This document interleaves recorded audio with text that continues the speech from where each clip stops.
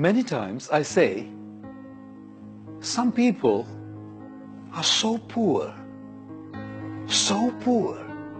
so absolutely poor that all they have is money. If you want to truly know how rich and wealthy you are, then drop a tear and see how many hands actually come forth to wipe that tear. Ladies and gentlemen, our true wealth, our true richness is people, our connections with people, our interpersonal relationships with people. Isn't it often said that our net worth is equal to our network? And when it comes to networking and our connecting to people, very often we just have the tendency to connect to and network with those apparently big guys, the more important ones, or as they call them, the big guns. And isn't it true that we do not want to rub shoulders with the apparently less important or the smaller guys?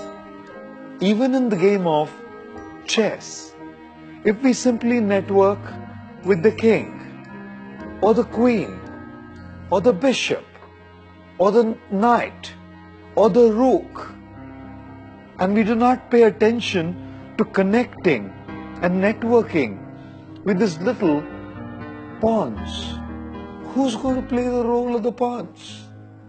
Even those little guys in the front are important. They play their respective roles to bring the ultimate victory to one who plays chess.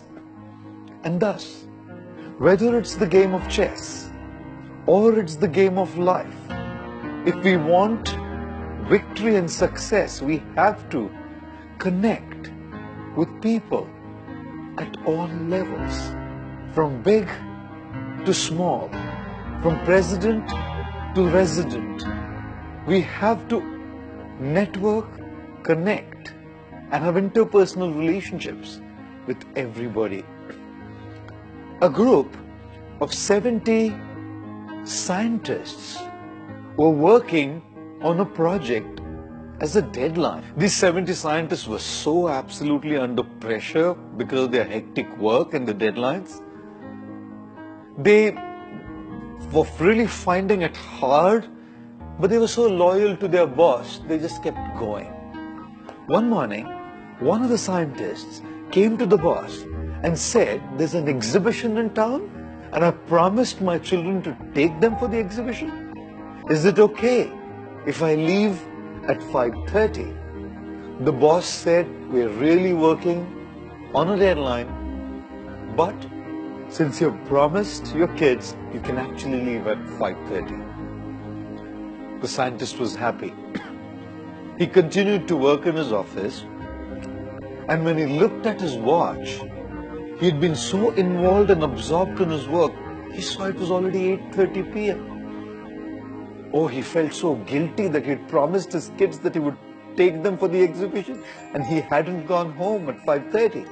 He came to his boss's cabin and saw the boss was not there as well. The scientist packed his bag and came home. His wife was sitting in the living room reading magazines. He knew that the situation was extremely explosive. Anything he would ask or say would just boomerang back. His wife looked at him and said, "Would you like to take a cup of coffee, or would you like to go for dinner straight?" He said, "Well, if you prefer coffee, I don't mind taking a cup of coffee, but where are the kids?" The lady said, "At about 5:15, your boss came home and took the children for the exhibition.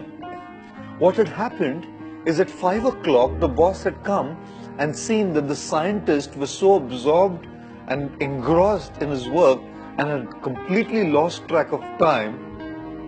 The boss knew that he wasn't going to leave office at 5:30. The boss personally went to the scientist's home and took the scientist's kids for the exhibition. Now, the boss didn't have to do this again and again. Even that one time he did it and made that investment, the kind of commitment that came from all the scientists that worked under him was incredibly amazing. This is why all these 70 scientists worked with such commitment at Thumba under their able, capable and super sensitive boss. Guess who the boss was?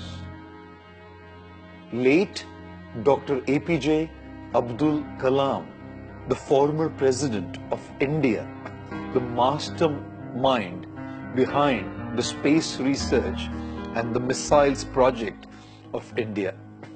Yes, ladies and gentlemen, greatness is not just about rubbing shoulders with the big guys. The true symptom of greatness is how we treat the apparently small and the least amongst mankind whom we work with.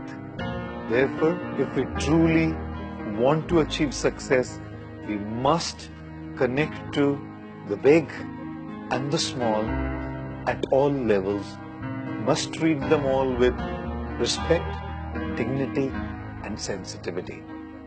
Thank you.